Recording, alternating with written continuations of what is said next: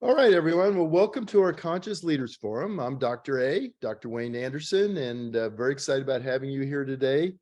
This is going to be a great event. I'm going to be launching, many of you may notice, I'm going to be launching one of the new series that came out of the work we did in London earlier in the summer, which is one of the new training series to help give you the opportunity to have the tools necessary so we can work on this throughout our week. And we're going to spend a lot of time talking about that and starting to get into the meat of how we can go to the mental gym and really work on ourselves. And then also for us that are helping coach others or, working with our families. I've had a lot of people tell me this is really helping their family dynamics as well. So that's really awesome. So with that, let's just kind of go over what we always do, a little review of what this is about. Well, first, we're creating easier ways for you to focus on your mind. So I've turned the drwayneanderson.com site into a thought leader site, which is about helping people work on themselves to help them improve their ability to create optimal well-being and to work on this part. And that's kind of what the forum's about. So with that, all of these will be stored there. So you have access to go back and look at them. All of this, of course, is free.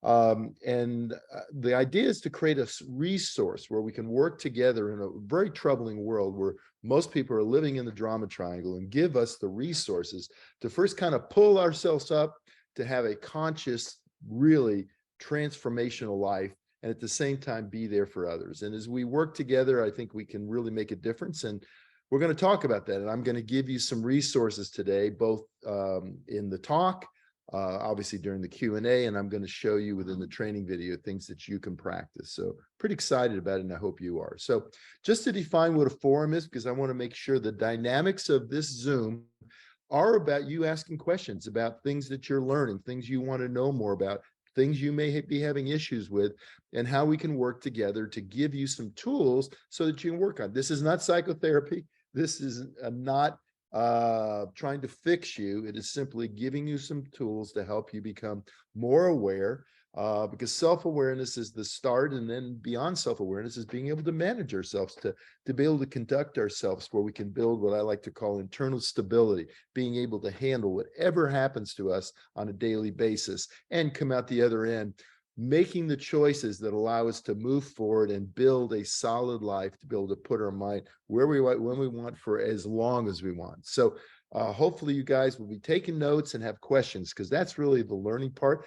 And it's really helpful for me because the questions help me understand, what are the challenges we're going through, and know that there are no wrong or right reasons. There is no wrong or right behavior. It's all really about us working together to be kind to your mind and understand why it makes you so nuts. So we must first realize that there are issues inside of ourselves. We think we have issues outside, but actually inside are where most of the issues, the fears, the insecurities, the desires, the needs, the wants, the consciousness, the embarrassment, the guilt. They're all words that describe things going on inside of ourselves. Guilt is not something outside, it's inside. These are internal experiences that are in the way of freeing ourselves and developing spiritually. There are the obstacles you must remove to become free and experience basically consciousness, being able to have become the calm. So with that, basically awareness, becoming the witness. This is putting on your lab coat, so to speak. We spent a lot of time talking about in the Habits Health system about going and having more healthy motion, going to the gym, being more active, walking more, working on our muscles, working on our cardiovascular fitness. But I would challenge you that a lot of the work we need to really accelerate to get unstuck is the work right inside of here. It's basically becoming aware of how our consciousness works, how our mind works, what our thoughts are, what our feelings are, and how these all work together. Because when we get down in it, and we'll show a picture later on that I showed in one of the first ones months ago, but we're in the rapids and we're down barely keeping our head above water, that's not the time to be working on it. The way to work on it is to prevent those things happening from the first place. So a lot of that mental dialogue going on inside your head never stops. How true is it? How important is it? You'll notice that most of the time it's a waste of time. Most of life is going to unfold according to forces that are outside our reach, but our emotions can be more disturbing even than our thoughts. And so we're going to start talking about emotions. We haven't talked much about emotions yet, but they separate us, because they're our psyche. When we take our personal stuff, our thoughts and our emotions, that's our psyche. That's basically what's not going. That's the non-physical world. You can be standing right next to someone, and we know that in our spouses, in our relationships, in meetings, and you may be experiencing something no one around you sees because it's not a physical expression. Yes, sometimes you'll see some facial expressions or a posture, but you can have this psyche going on inside of where you could be feeling great one moment and boom, you got blinded, and the next moment you're miserable. So we're going to start exploring that in more details. So consciousness in the inside world, becoming the witness. You are not your thoughts, you are not your emotions, you are the witness of those things. And we're going to talk about how important it is. So the automatic thoughts, the voice in our head, we have voluntary thoughts. We talked about this last month. We have voluntary thoughts where we think, and I can visualize a boat, and I can visualize a big boat, the Titanic.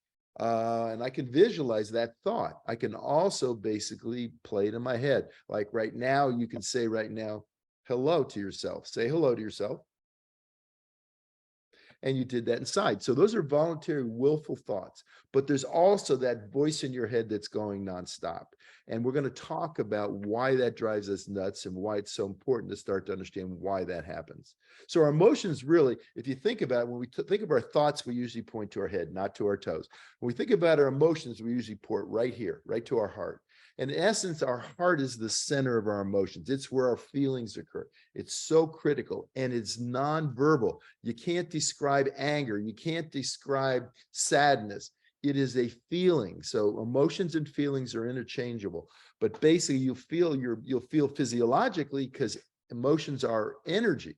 They were designed to protect us. They were designed to free us, to put us in cohort with ourselves, so we were in harmony, so we could perform at a high level. It's what athletes do. They work on heart coherence. In fact, a lot of the work now in heart coherence show that we're talking about 50,000 times the magnetic energy that goes on from our heart. There's just small little minuscule amount of electrical energy going on in our brain, but our heart is this tremendous thing that we need to learn how to work with it, to observe it, to understand it.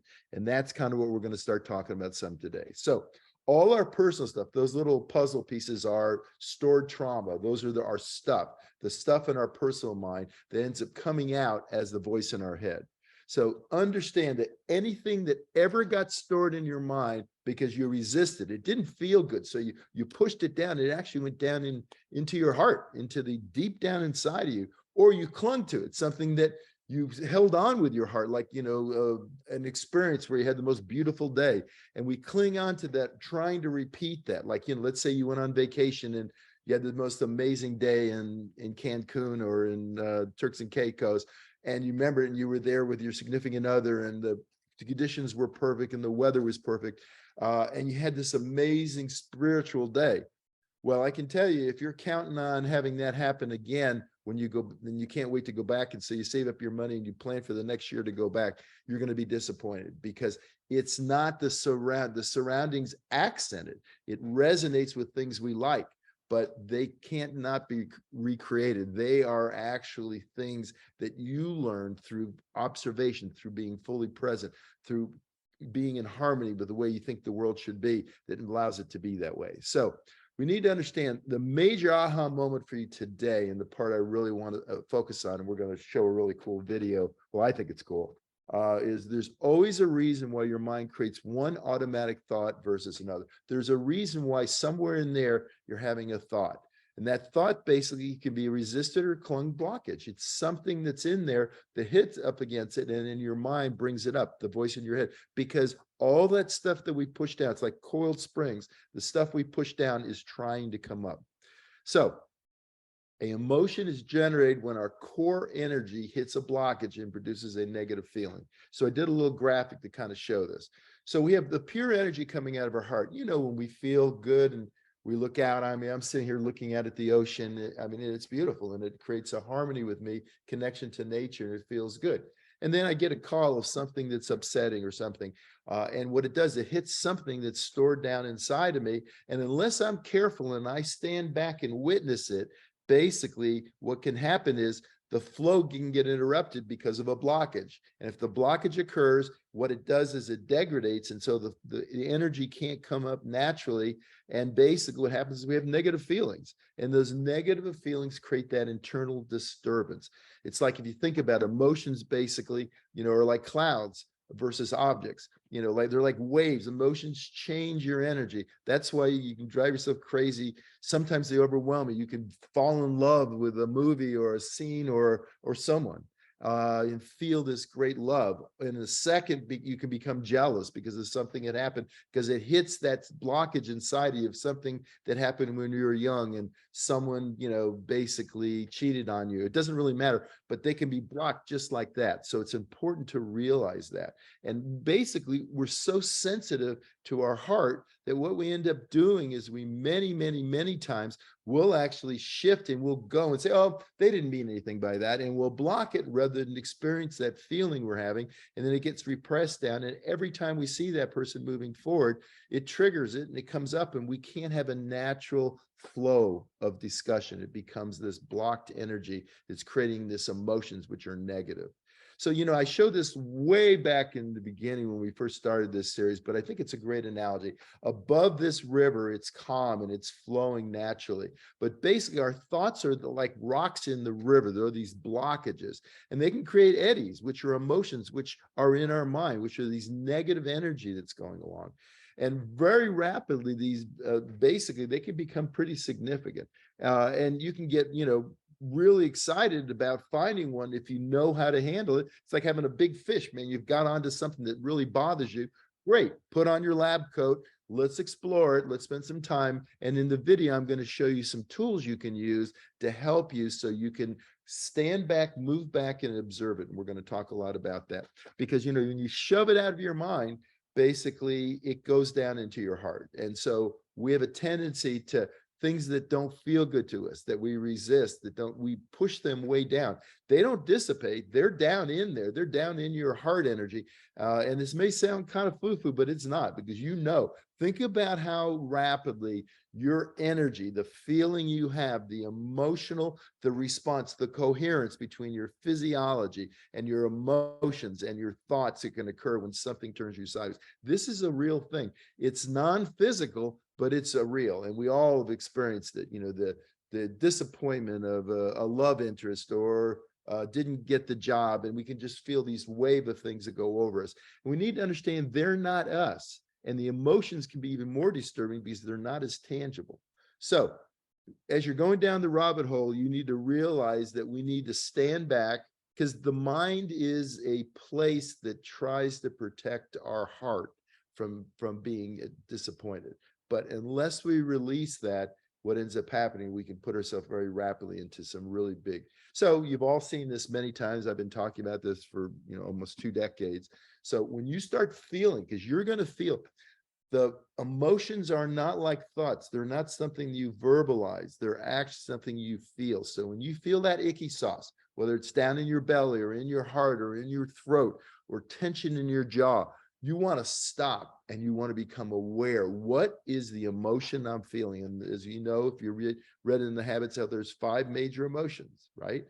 5 major emotions: anger, fear, sadness, basically joy, and this creative energy, or some people call it sexual energy, which is when we feel creative and we're inspired and we're feeling really connected to it. It's a very passionate time to be. So you want to feel what emotion you're feeling. You want to challenge why you're feeling it. And on the lab coat, your goggles are on and you're inspecting it and saying, okay, why am I feeling this? And then it takes about 90 seconds for that to come up and actually go away. And you'll feel that relief as you let it release. But if you push it down and deny it, you're putting it back down, and it will be stored, and it'll add to the continual struggle you have.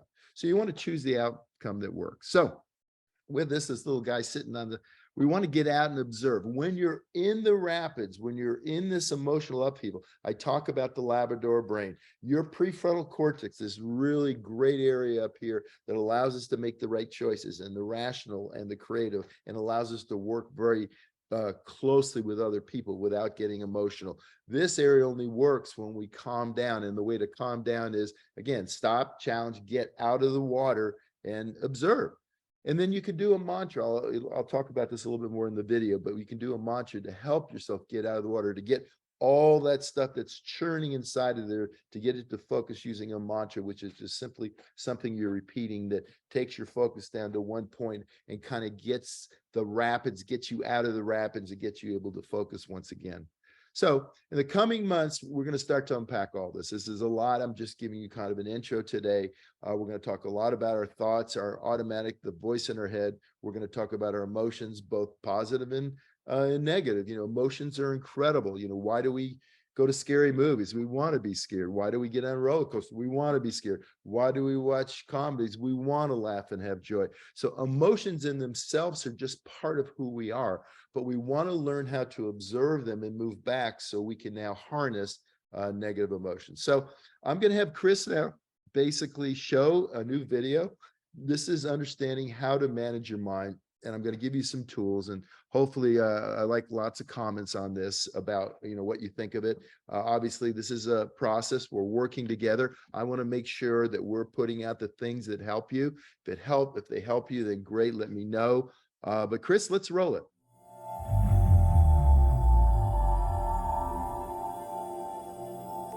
Self-management is all about bypassing the emotional area. The whole idea is to get out of the drama triangle and refocus on here.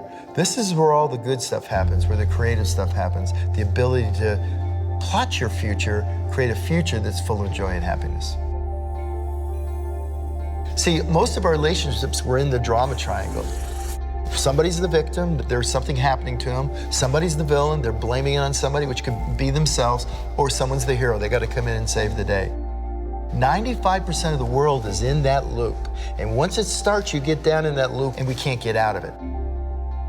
Self-management is all about breaking out of the drama triangle and moving to a place where you're empowering yourself and the people around you to become the dominant force and organize their life around what matters most.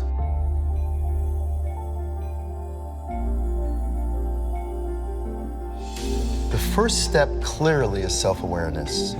You cannot manage yourself. You cannot actually change unless you're aware of what's going on. Once we've made the decision to be self-aware and to focus on that, the next step, the exciting step, is self-management. As we start our journey on self-management, it's important to know how your brain works. It starts with the most primordial part of your brain, the oldest part. It's called the reptilian brain, and it's just reactive. Something's hot, withdraw so you don't get burned. The second part is what we call the Labrador brain. This is the emotional brain. This is the limbic brain. This is the brain that elicits emotions, that creates the energy for you to do the 4 Fs. Either fight, you flight, you faint, or you freeze. And the most important part beyond the limbic brain is the human brain. It's the brain that does all the great things, that builds the skyscrapers.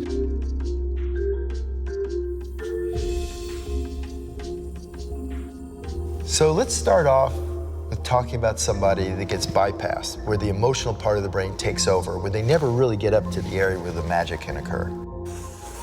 Sitting there having that mental conversation, what we call in psychology the cognitive emotive loop, where the thoughts are leading to emotions and the emotions are leading to thoughts.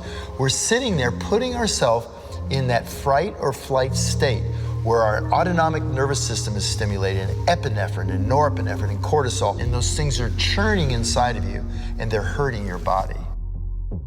They're also hurting your mind, and psychologically the anxiety, the stress going on cascades these chemicals throughout your system and ends up with a bad response.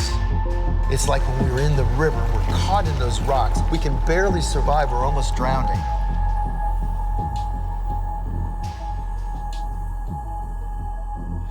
We're going to talk about 3 tools.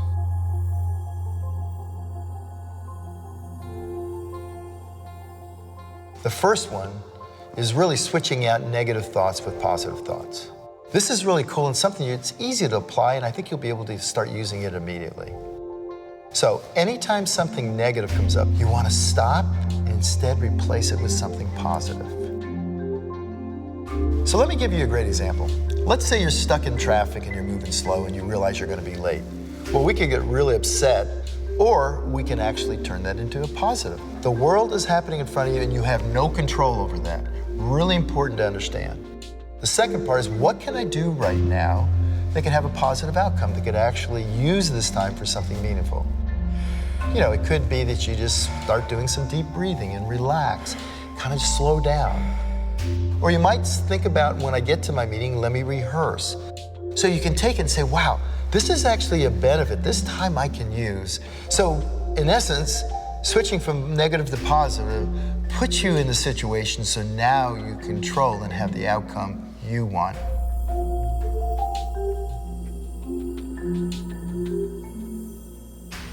So the second tool I'm going to give you is called a mantra. So what's a mantra? It's simply a way of focusing your thoughts over one thought. You have a lot of stuff going on up there and multiple conversations, and what we're doing is just basically putting it so you are focusing on one. So let me give you an example of a mantra, one I use all the time. You know, one of the things is when I'm talking to somebody and they're on their phone and not paying attention, it's kind of upsetting, you know, because what?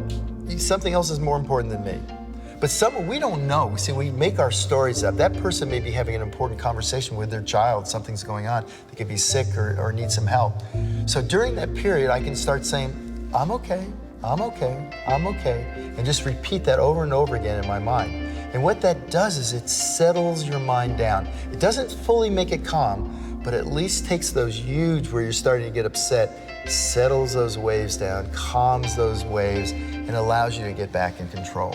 So in essence, it's allowing you to control your thoughts during a situation that otherwise could trigger your emotions. It's a great self-management tool.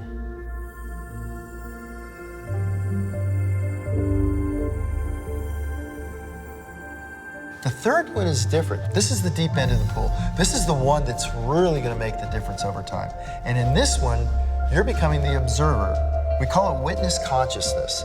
And you're actually just going to sit back, pay attention to the thoughts that are happening and the feelings you have, and realize they're not you.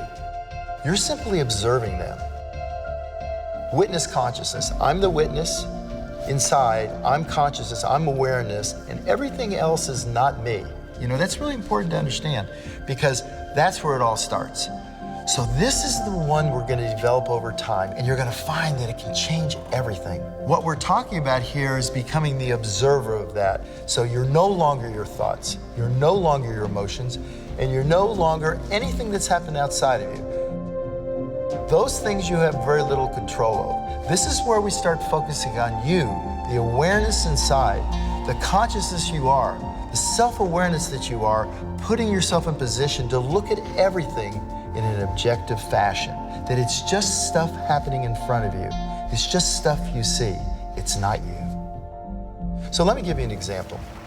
If you're in the river and you're being thrown around, you're trying to stay alive, you certainly can't take the rocks out. So witness consciousness is about getting out of the river, pulling yourself out, sitting on the bank, and looking at the rocks. See, if you look at the rocks and you can identify them, then you can make a difference. So I know what I'm talking about now may seem foreign, may seem difficult, may seem confusing, and I know that. See, your ego, your mind, the way you are, the story you've told yourself wants you to stay the same. It doesn't want you to change. So we're starting to get outside of your comfort zone, but that's where all the growth occurs. Just understand, over time, it will become the most powerful thing, because all that stuff that went down there with pain and suffering that you concealed will start bubbling up. And when it comes up, it's gonna be painful. But it's gonna be the beginning of the end for that concept. It's where it'll come up for the final time and lead you on your pathway to calmness, control, and becoming the dominant force in your mind and in your life. So now you know a little bit more about self-awareness and self-management. You know, I gave you 3 tools, which are very powerful tools, that I've used, and I still work on them every day. Let's take this information, let's apply it to our daily life, because it's all about practice. It's about consistency and persistency. It's not gonna happen overnight. You didn't get to where you were overnight. And by the way, stop blaming yourself. It doesn't really matter. Stop trying to give yourself a better past and say, only wish I had these tools. No, you have these tools right now, and your life is in front of you. Let's go change that. Let's work together, and let's let you become the dominant force in your own life.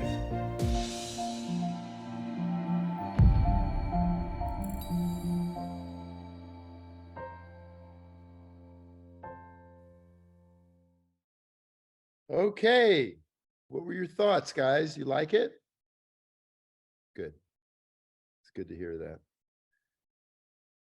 Awesome. Thank you. Yeah, and make sure we copy all the chat.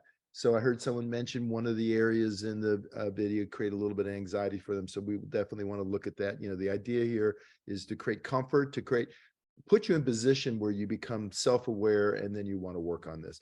The movement is going to be difficult. I mean, it is not easy to change. Well, it's actually very easy, but your ego, your personal mind, all that stuff you've gathered over the years is going to want to give you resistance. So if you can just hold that space and listen to it, and why I want to create these training videos is for you to listen to it over and over again. And hopefully it'll start, we're going to add a whole bunch of stuff to the site to give you tools to work with. And so hopefully these are things you can use and use with your family, with your friends, with your community. If you're a coach, you can use it with your clients or your fellow coaches. So we're really excited about using these things together. So with that, is just to kind of finish up this section. Let's see if I can get this to go forward. So in essence, what we do, and I talked, again, these are videos that I showed early on, and you should always go back to the original videos months ago because they started this process and we're building on it. And your awareness now, an understanding of how to manage these tools are giving you now the ability to kind of step back and witness consciousness of your own mind. And now you look at these, but when I say filtered, if you look about it, all those gears are all that stored trauma, all the stuff that we didn't want to deal with since we were little. So we pushed it all down there. It all went down, way down deep into like our heart, into our emotional area. So it's constantly trying to get, it's kind of like we in our physicality, you know, our breaths, we breathe in, we breathe out, we drink water, we pee it out, we, you know, eat, and then you know what you do with that. That's the natural cycle of us as a human. And part of that is when we store stuff, when we don't just experience, when you go down the road and you look at the white lines, you don't think about them. Do you remember thinking about the white lines if you drove today or yesterday or the day before? They come in and they go. You use those to guide you and then they're gone. But the stored trauma are things that hit your stuff and you push them down and they're down there. And they are not going away until you start to learn these skills, put your lab coat on and start working. But the beauty is each time you'll start to look back and laugh at how things that used to bother you, and they'll be like water on a duck's back. It won't bother you anymore. So what we're trying to do is have you actually move forward. And our goal is to move you where you're unfiltered, where everything you experience, when you're in a conversation, you're not thinking what you're going to say next. You're not thinking, oh, I know what they're talking about. No, you're fully present for them. Imagine relationally how much that'll improve your health with your family and your friends and your community and your clients and coaches. If you're part of helping us basically teach people this. What's so cool about it, that's our goal and our endpoint. Understand, there is no one giant step. There's no way to click your heels and suddenly, but a lot of little small ones. And as I talked about in the analogy with the river, what we're doing is we're looking at our thoughts. Our thoughts are pretty close. Our emotions are a little further. And then our form, which is the physical world around us. I'm looking out at a plant right now, and that plant is not me. My emotions are a little closer. And basically, sometimes they feel like they're me, sometimes they feel they're not me, but they're not me. And the same thing with my thoughts. My thoughts are not me. I can create willfully a thought. I can think about basically, you know, how I'm going to change this one slide and go into the creative thought process. But I can also think, oh God, what did they think about this video? And then take it personally. And that's not a good thing, because now I'm making it about how it reflects on me and what I'm creating versus the creation itself. So hopefully this is making sense. And what I want to do is have us get back to being like kids and having fun. When you were a kid, I remember my girls, one day they were an astronaut, the next day they were a doctor, and then a veterinarian. And now my younger daughter's going to be, you know, studying to be a vet. So getting to the point where we actually put our perspective so we're fully in the present moment, because we have so many amazing things going around us, and we get trapped in the world that we live in with the dramatron and get pulled into it. Suddenly our whole day goes by and we don't experience anything of any joy. We're simply reacting to everything around us. So my goal is always internal stability, being able to, whatever comes in, life is going to happen to us. People get sick, they die, we have accidents, we have good things, bad things. We want to basically get to the point where we can take those in perspective and not personalize them into them being us, but basically things and thoughts and feelings we're having, so we can have external equilibrium and basically build back humans connecting with humans in a civil way. Honestly, the way the world is right now, it makes me want to throw up, because everybody's just looking to blame everybody else. We want to move above that and become conscious, because basically, even if you have all these mountainous rocks around you, the idea is to become the calm in the middle that can deal with life as it comes. So with that, hopefully that's helpful. And now we're going to open it up for Q&A. Let me stop my screen sharing. Okay, who's up? All right, we have Matt and Kristen Brown. Hey guys. How's it going? Dr. A, you're so awesome. Thank you so much for pouring into us all the time. And I'm kind of disappointed you're not wearing your pineapple romper. Just saying. I love it. I do have a really cool Hawaiian Gator shirt that I don't have on today because we got our butts kicked, but thank you. Yeah. So my question to you, just around the navigating the cognitive emotional loops, and you going through a very, very traumatic situation with your boat burning up and your family almost dying and you almost dying. And we're all so thankful that you're still here. How do you manage? And this is a big thing for me and us as we're building our business, right? As we're trying to build a massive organization, help lots of people, make a lot of impact. With the day-to-day challenges that come up, right? With the little things in life, with the kids, with just these things that come up and they derail us, right? And we may want to get pushed down into that drama triangle or go below the line. Like, how do you navigate that? And how would you, I would say, just help somebody navigate through the day-to-day challenges of everyday life, right? Yeah. And still continue to want to power forward. Yeah. Well, Matt, first of all, we're humans. Okay. Yeah. I'm not in any way alluding to that we're not going to have those feelings. We're humans and we're the human experience, and we're here and we're in a human predicament, and we're designed, actually our design is about negative bias. It was there to protect us, because 10,000 years ago, a lot of bad things could happen to you. So pretty much your perception was to perceive danger and eliminate before it happens. And what happens is, with your kids, there's approval, control, security. There's things that you're worried about with them, and they trigger emotions in you, and they trigger things because you're worried about them.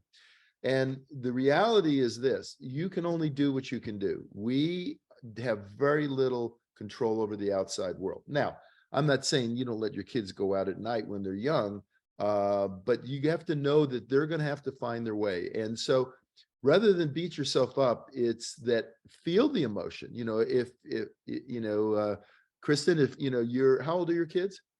They're 10 and 6. Okay. So the 10-year is a guy? They're both girls. You actually got to meet our 10-year-old. Oh, that's right. Yeah, I did. On her surrounded birthday. by That's right. girls. I do know. Okay. Okay. So basically the 10-year-old, she's probably now getting interested in boys. Okay. So you have your experiences. Well, I know I have 2 girls. They're in their mid-20s now. So think of it this way. They're going to be interested in boys, and you have very little control. You set the standards. You help them create an outline of their behaviors. But if you think any way possibly that you can prevent everything from them being exposed to or from them acting out, you're really, really off base. You've got to basically manage expectations. And the expectations are there's probably things inside of you that happened to you in terms of your relationship with guys growing up. And so you just have to be careful that when you're helping them, you're using your prefrontal cortex. You're giving them wise advice, don't get on social media and do certain things, because we are in the predatorial world, and there are things that can happen, and those things. So you give them guidelines, but understand the whole idea of they're 10, 11, 12, and then 13's coming, the teens. And in the teens, they're moving from belonging to the clan, to your family, to starting to resist. They're going to want to find their own way. And what you want to do is make sure you're giving them sound, objective advice, obviously loving on them, but not making sure your stored trauma, you're not projecting on them. So does that make sense? So we talk about it, and actually Jim Defner talks about, you can withdraw, withhold, withdraw, and basically conceal and project, right? You actually project, or what you can do is you can reveal and basically own and discuss, and then basically own it. So you want to make sure that when you're working, I'm just picking your kids out because that's always a sticky wicket, is that you're not projecting your stuff on them. That's all you can do. You set guidelines. Here's the sandbox, play within the sandbox, be consistent. I hate to say it, but if you look at just looking at something that doesn't have this huge, brilliant area like a puppy, you have to be consistent. You have to sit the guidelines down and be consistent in those guidelines. And the same thing in your relationships with the two of you. You sit down, okay, here are the guidelines about how we're going to co-commit to an amazing relationship for ourselves and our kids.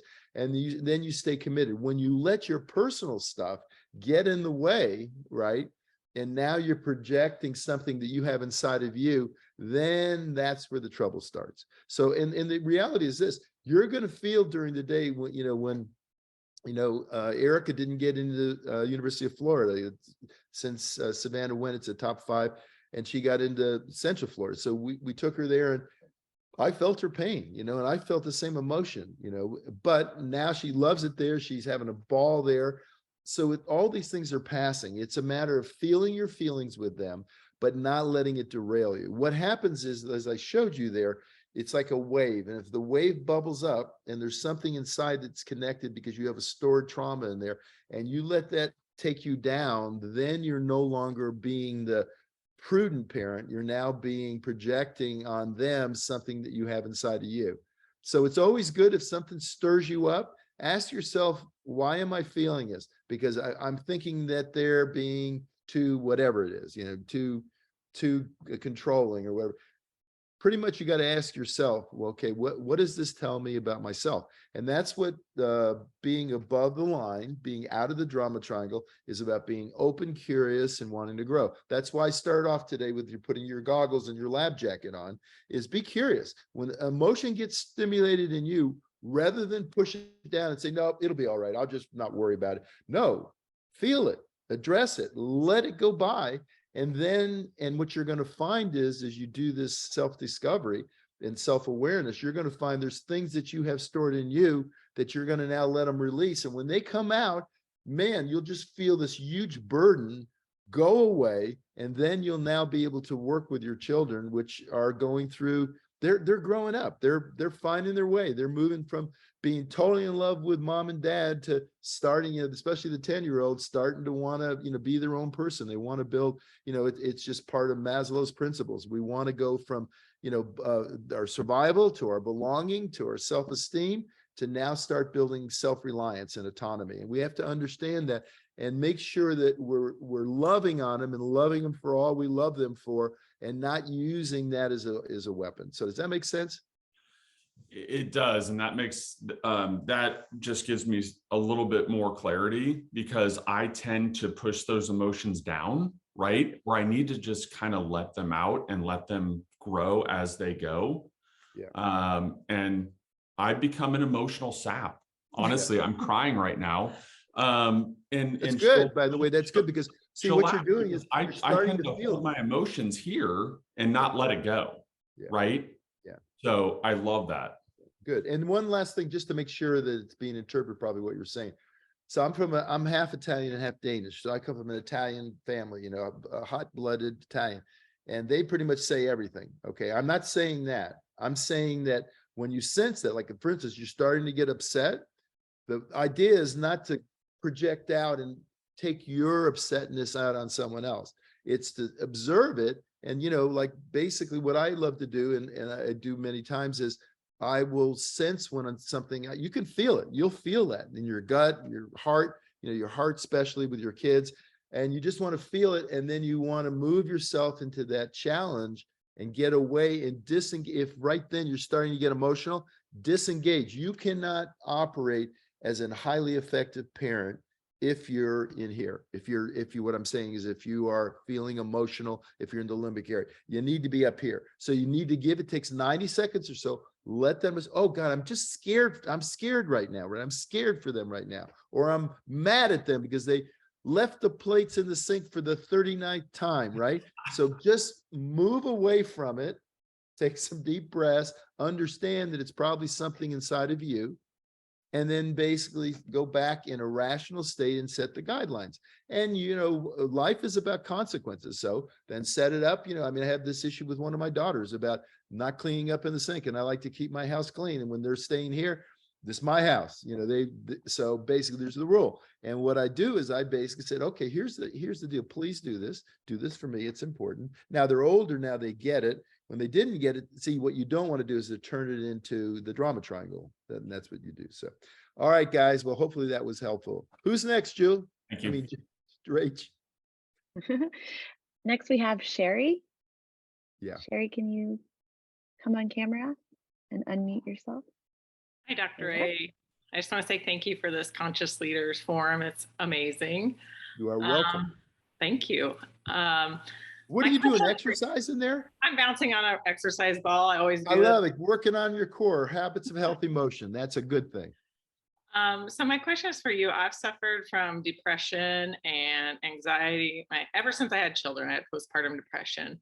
But my question for you is, at night I go to bed just fine, but every morning I wake up with severe anxiety and just can't seem to wrap my head around why I wake up every morning, because I go to bed just fine. I was just wondering, is there something I could do or to help me not wake up with that, like things before I go to bed? Or yeah, are you do you sleep? You rest well? You sleep well? It's just when you get up? It's just when I get up. I would say that's pretty specific. So I would actually get some help. Okay. I would have someone. I'm not a psychotherapist. Right. I would say, obviously, a great thing to do as far as physiologically is get up and do some extra. Well, obviously you're into exercise, so get up, because what happens is, our psyche. Okay, so we have our thoughts and our emotions, and there may be some residual things, from your, the bottom line is, our experiences, our stored trauma, all that stuff, we may not even know what it is, right? It might be something we haven't discovered yet. And now, did you always have that, or did that just start happening more recently? It's gotten worse as I gotten older. Okay. Yeah. So what's happening is you're sleeping well, you're learning more about it, and there's things being triggered in there. You need to get some professional help. Just get someone to, obviously that you're aware of it and you understand it and you're sleeping well. People would die to sleep well. Most people have it the opposite. They can't get to sleep at night and they have poor night's sleep and then they're tired. So I think that is something that someone can easily help you with. It's just a matter of spending some time with you and helping you discover what that stored trauma is. I would get some help on that. I think otherwise, it's probably something that can be managed and just needs to be brought up. And, again, all these things are conceptual things we have. Many times they're blind spots that we so deeply repressed when we were little that we don't even know sometimes what they are. And so you need someone that's a professional to guide you on that. But I think it'd be really helpful. And I think I'd love to hear back if that did help. Okay. Well, thank you so much. You're Have welcome. a good day. You're welcome. Okay, Rach, who else? All right. Next up, we have Julie. Julie, can you come on camera and unmute yourself? I can. There we go. There you are. Oh, You were there for a second. There you are. I'm here. Hi, Dr. A. How you doing? I'm great. Good to see you. Thanks so much for doing this. I'll just share that I have a question for you, but I just want to say that I've been a coach now for 10 and a half years. I don't know what's going on. And I think the host has to start my video. I've been a coach for 10 and a half years, and I've made some amazing physical changes. The biggest change, however, has been to my mindset. And I've really been focusing the last year or so exactly on what you're talking about. The question that I have, and I think you already answered it with the Browns, is the third tool that you talked about, and I just went out of my brain. Witness So consciousness. witness consciousness. It's the most How does important. that, it is the most important one. I saw that immediately. How does that interact with feeling the feelings? And Okay. again, I think you kind of addressed it, but I did want to ask that Yeah, specifically. no, it's a great question. And it's something that most people when they have, they either cling when they have good feelings, right? And they want to reproduce that same feeling, or if they have bad feelings, they want to repress them. That's just typical, because, feeling all the way through something can be painful, and it's part of mental suffering. And, we grow up as little kids with Cinderella and Disney World, and the world is perfect. And, it's nice that you kind of set a model what life can be like, and then you contrast and you put life over that. And life is intrinsically unstable. So our whole experience really is this disassociation between reality and what our expectations of reality are.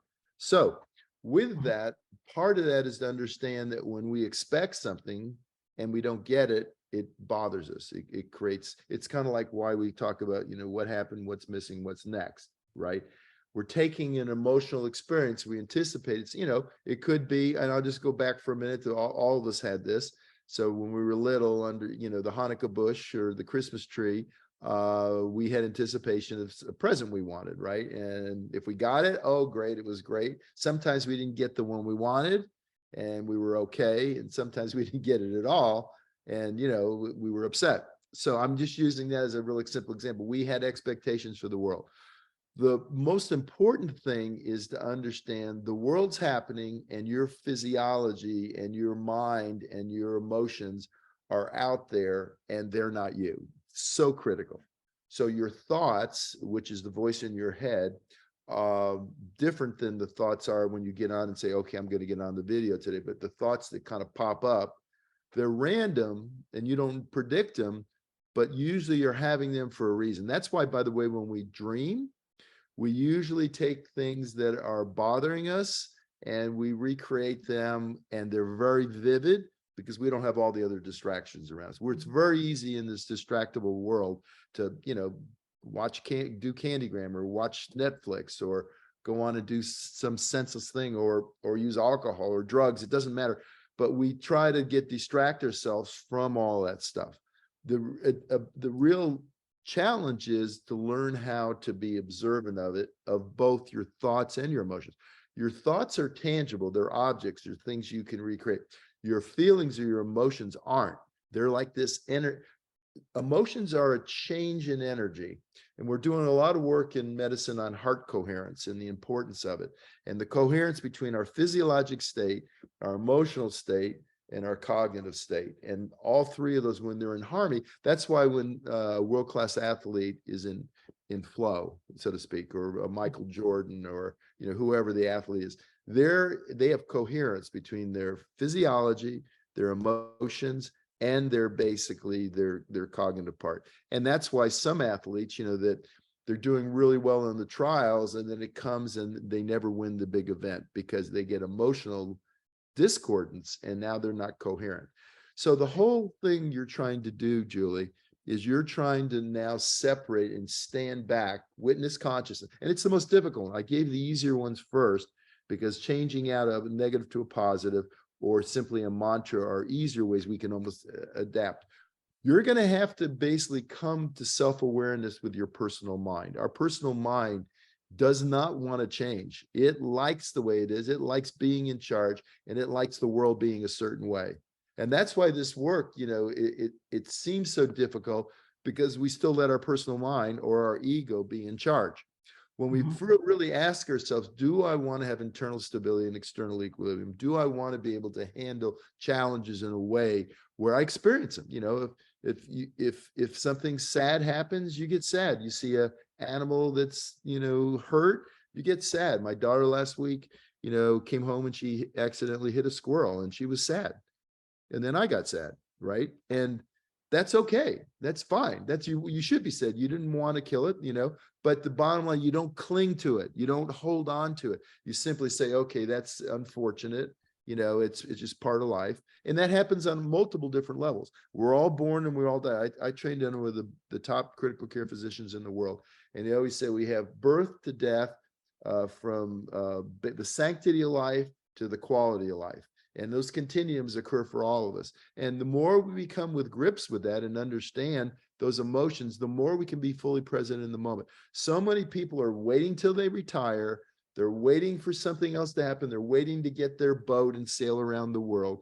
And they're missing the whole world, which is right what we're doing right now. So there's like over 600 of you that are on right now experiencing this. And hopefully this is my gift to you.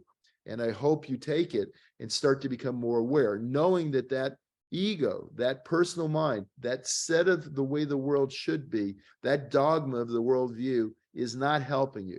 If you expect the world to be a certain way, and that's how you live life, you're going to be miserable most of the time. It's kind of like a clock. If a clock is broken, it's right twice a day, right?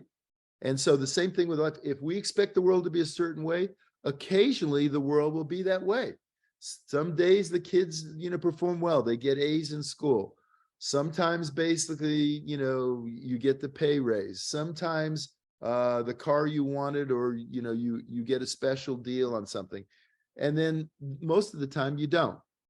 And so what we need to understand is that in every moment, being open, curious, and appreciative. And I'm going to say this right now because we don't have a lot of time left, but I think this is so unbelievable, that's so important, is gratitude and appreciation for where we are and what we have. We're living in a world, and I love, actually, I watched Alien last week. I hadn't seen it in 30, 40 years. And it was one of the early looking in outer space at how void it is. And another creature even being out there. We don't even know that, right? But if you think about 99.99999% of the universe, which is 14 billion years old, because we can look back with our technology because we created that with this, and we can see how that happened and what happened, and all those things. And I'm talking about it purely from a universe, not from a theological or a religious point of view. That's not my point here. But there's nothing out there. And we're on this sparkling blue planet. If you look from the satellites and stuff, and you look down, this sparkling blue and green planet that's alive with incredible, if you go snorkeling, you look underneath the reef, or you go into the jungle, or you go, like I went with my girls to Africa, and we're in the most incredulous place. And your chances of being here are just so remote. We should be so damn grateful for what we have and not expect the world to be a certain way, and just be so appreciative and grateful. And if we adapt that, then every day's a bonus. When the young lady that's having anxiety, when she gets up, right now she's anxious because of something that happened. There was some expectation from her past that she's going to get rid of, because now she's starting to learn how to bring these things up, and she can work with someone professionally to help her. But basically, for me, when I get up and I look outside and I see the beautiful ocean, I just thankful to be here today, right? And so that switch needs to occur, that there's no expectation of the way the world should be. The world is the way it is. All our expectations should be on how do we work in here to basically understand that our thoughts and our feelings give us information, and we should, as much as we can, be able to not suppress, actually let that stuff come out. So now we can experience the world almost like a video, right? So that everything, so rather than looking at and saying, oh, it looks like it might rain, instead we look at those incredible clouds. Does that make sense? So you need to do that just as much with your emotions as you do with your thoughts. The thoughts are a little easier. They still take work, but the emotions are really more of a feeling of this energy, right? And when your energy's down here, your energy wants to come up. It wants to enjoy. I show those kids running with joy. that is our natural state. We want to be full of that energy. But when we have stored trauma that's blocking it, right, it doesn't allow it to come up and it represses it. And so we can't enjoy the moment. So in that case, you know, the bottom line, experiencing love, and I'm not going to get into this right now because we don't have, I'm almost out of time, but love is loving yourself and loving love, this feeling that comes up. It's not another person. The other person is just the expression where you find someone you're co-committed to and you can do that together. But basically love, you can't, oh, if that person just acts a certain way, then I'm in love with them, right? And that's conditional love. That's co-dependency. What we're looking for is the start to understand our emotion, understand how powerful our heart is. Most intellectuals basically always repress their feelings and they intellectualize them because what they don't want to do is to have to experience that because it's scary and it's a lot of energy and it's a lot of feeling. And yeah, I cry a lot. Why? Because I'm feeling those feelings and I've learned to let it be expressed by it. You know, just like I saw you almost start crying when I talked about the squirrel. Yeah, we don't want bad things to happen.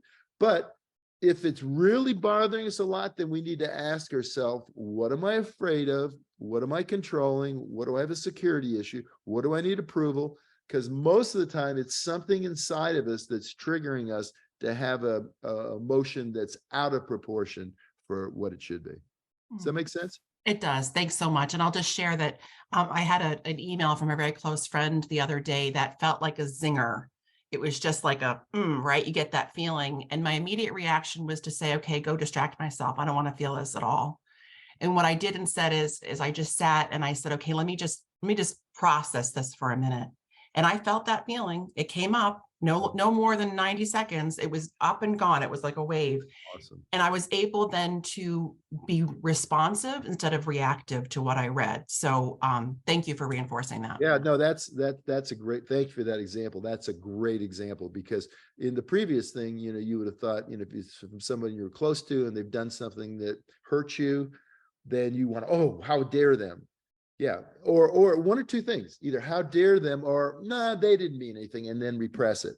What you did is you sensed it and it touched your stuff and then you allow that to happen naturally and then you can go on. Because remember, everyone is doing the best they can do with what they have. And that's why that's a cautionary note for everybody, by the way. You guys are, I'm really proud of you guys are spending the time on here. You really want to learn, you want to learn and grow. And I commend you for that. I do it every day. I work on it every day. And that's something that most people aren't ready to, because remember, it's not comfortable. It's easy to sit there and build your story, right, of how life should be. And you're going to be disappointed a lot, but at least it's your story. Instead of starting to explore what the possibilities can be, where someone can't take you off, where some little trigger like that can't turn you sideways. You have a moment with it. And also don't take it personal. It's not about you. It's about them, right? It's totally not about you. So exactly. Yeah. And so the bottom line is we only have control over how we respond. So things are going to happen. We respond to them, and how we respond to them will determine the outcome. Thanks, Dr. Ray. All right, you're welcome. Okay, I got time for one more. All right, next up we have Sandy. Sandy, can you come on camera and unmute yourself?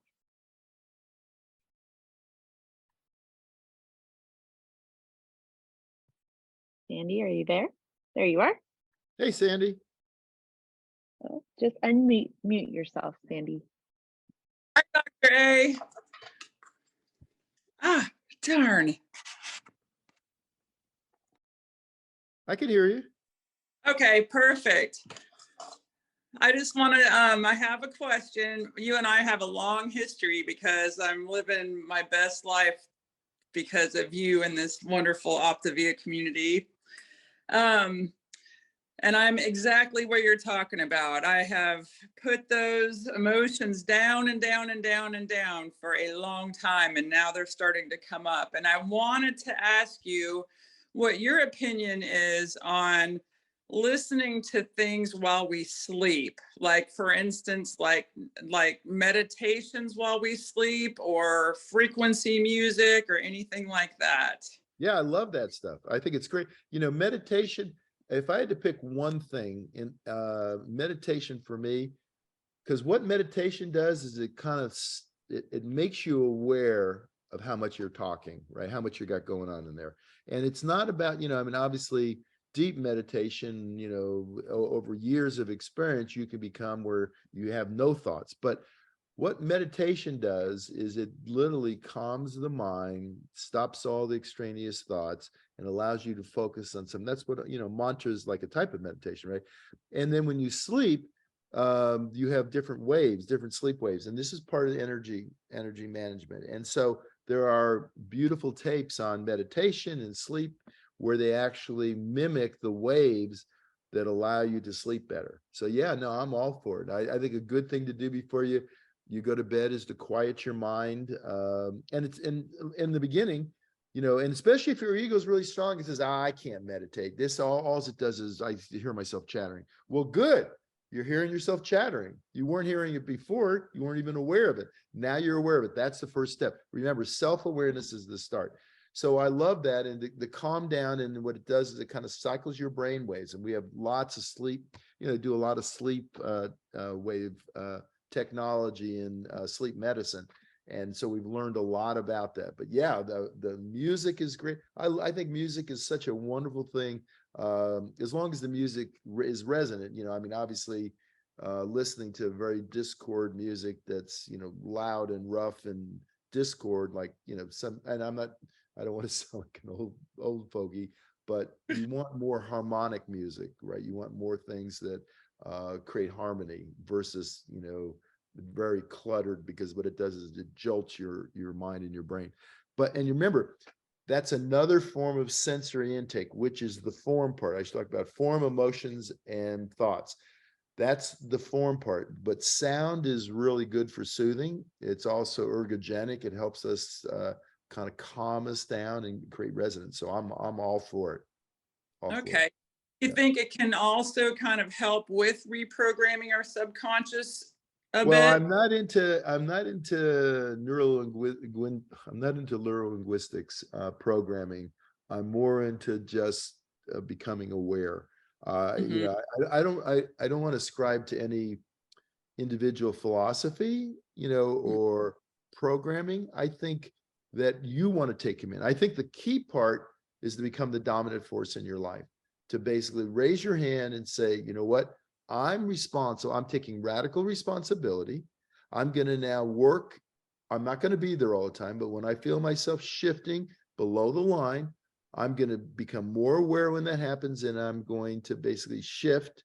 As I start drifting down, I'm going to shift back up, and I'm going to take control of that. We're all going to shift sometimes. What you don't want to do is you want to avoid cascading down into the drama triangle. Because once you've now activated the limbic part of your brain, it's just like when I was showing the rocks when you're in the river. It makes it much more difficult to get out. So does that make sense?